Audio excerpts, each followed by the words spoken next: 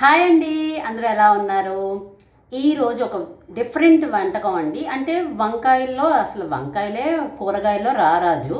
అందులో మనం జనరల్గా వండుకునే వంకాయ మెంతి కారం, శనగ పులుసు, కొత్తిమీర కారం, ఇంకా రకరకాలవన్నీ మన స్టైల్లో అన్ని ఆంధ్ర స్టైల్ రుచులు అన్నీ వండుకుంటాం కదండి. ఇప్పుడు నేను బిహారీ స్టైల్ అచారీ బెంగన్ ఎలా చేయాలో చూపిస్తాను, వచ్చేసేయండి. ఈ వంకాయ కర్రీకి కావాల్సింది ఇలాంటి పొడవ వంకాయలండి. నీలం వంకాయలు పొడవుగా దొరుకుతాయి ఇవి. దీనికి ఆవ నూనె అండి, అదే మస్టర్డ్ ఆయిల్ అంటారు కదా, ఉంటే ఓకే, లేకపోతే శనగ నూనె అయినా పర్వాలేదు. కారపొడి, పసుపు, ఉప్పు, ఇంగువ, ధనియాలు, ఆవాలు, దీన్ని కలౌంజీ అంటారండి, మన సూపర్ మార్కెట్స్లో దొరుకుతాయి, అదొకటి. సోంఫ్, అలాగే వాము, మనం పెరుగనట్ల వాటిలోకి వేసుకుంటాం కదండి, అది. మెంతులు అండ్ జీలకర్ర, చింతపండు, కొత్తిమీర, ఎండుమిరపకాయలు. ఇంతేనండి ప్రజెంట్ కావాల్సినవి. ఏదైనా నేను మిస్ అయితే నేను మీకు యాడ్ చేస్తాను. ముందుగా మనం ఈ వంకాయలు తీసుకొని శుభ్రంగా కడుక్కొని, ఇది 4 భాగాలుగా, అంటే ఇలాగ ఒక కట్టు, దాని తర్వాత ఇట్లా పొడవుగా ఒక కట్టు, 4 భాగాలు చీలికలు చేస్తే సరిపోతుందండి. నేను అది చేసి మీకు చూపిస్తాను. చూసారు కదండి, వంకాయలు ఇలాగా చక్కగా కడుక్కొని ఉంచుకున్న తర్వాత శుభ్రంగా పిడిచి ఇలాగా, అంటే నీరు మన సత్తుపూర ఉన్నంత వరకు ఒక బౌల్లోకి వేసుకుందామండి. సో ముక్కలన్నీ బౌల్లోకి అయితే వేసేసుకున్నాను. ఇప్పుడు ఇందులోకి మనం కొంచెం కారం, కొంచెం పసుపు, జస్ట్ కొంచెం ఉప్పు వేసుకొని శుభ్రంగా ముక్కలంతటికి ఉప్పు, కారం, పసుపు పట్టేటట్టు కలుపుకోవాలండి. చూసారు కదా, బాగా కలుపుకున్నాను. జస్ట్ అలాగే రవ్వంత మస్టర్డ్ ఆయిల్ వేసుకొని మరొకసారి శుభ్రంగా కలుపుకోవాలండి. ఈ ముక్కలంతటికి ఆ ఉప్పు, ఆ కారం, ఆ పసుపు, ఈ ఆయిల్ పట్టేటట్టు జస్ట్ బాగా కలుపుకోవాలి. సో ఇలా కలుపుకున్నది నేను ఒక పక్కకు పెట్టుకుంటున్నానండి. మినిమం 20 to మ్యాక్సిమం 30 minutes ఉంచుకుంటే సరిపోతుంది. చూసారుగా, దాన్ని నేను పక్కన పెట్టేశాను. నెక్స్ట్ ఈ చింతపండుని కొంచెం వాటర్ వేసుకొని నానబెట్టుకుంటాం.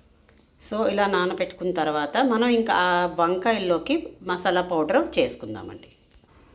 సో మూకుడు వేడెక్కగానే ఎండుమిరపకాయలు, అది కొంచెం వేగంగానే కొంచెం ఆవాలు,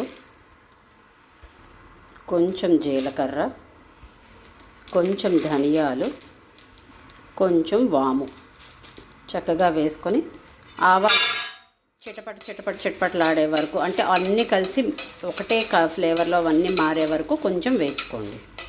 సో ఇది బాగా వేగిపోయండి. నేనైతే స్టవ్ ఆఫ్ చేసేస్తున్నాను. దీన్ని ఒక ప్లేట్లోకి తీసుకొని పౌడర్ చేసేసుకుందాం.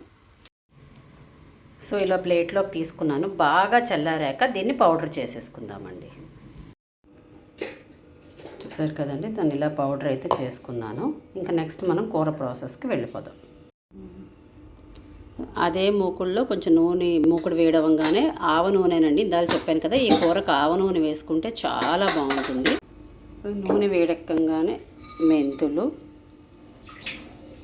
ఆవాలు, జీలకర్ర, సోంపు, కలౌంజీ ఇవి వేసుకొని కొంచెం వేయించుకోవాలండి.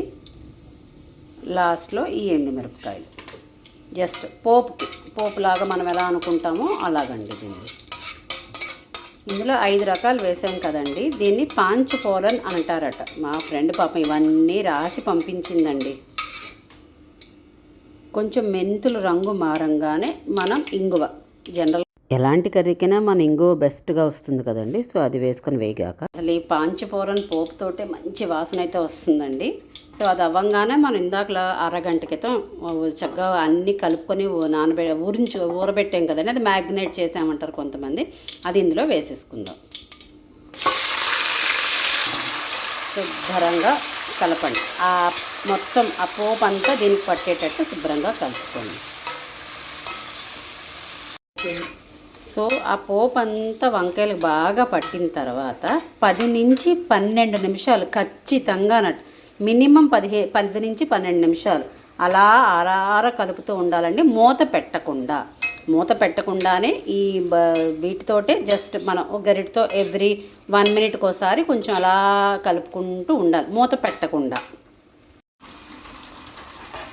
సో మూత పెట్టకుండా 10 నుంచి 12 నిమిషాలు మగ్గించిన తర్వాత మూత పెట్టి మళ్ళీ ఒక 10 to 15 మినిట్స్ మగ్గించండి. చాలా బాగుంటుందండి అలా మగ్గుతుంటేనే కర్రీకి. ఒక పక్క రైస్ అయితే అవుతున్నది, ఇంకో పక్క చారు అయితే అయిపోయిందండి. ఇదేనండి మాది. ఇలాగా 10 నిమిషాలు దగ్గరుండి మగ్గించుకుందామండి. చూసారుగా 10 నిమిషాలు అయితే అయిపోయింది. భలే మగ్గిపోయండి వంకాయలు. ఆ తర్వాత మనం ఇందాకలు పౌడర్ చేసి ఉంచుకున్న ఆ పౌడర్ని చక్కగా ఇందులో వేసేసుకుంటామండి. అలాగే చింతపండు నానబెట్టుకున్నాం కదా, ఆ గుజ్జును కూడా వేసేసుకుంటాము.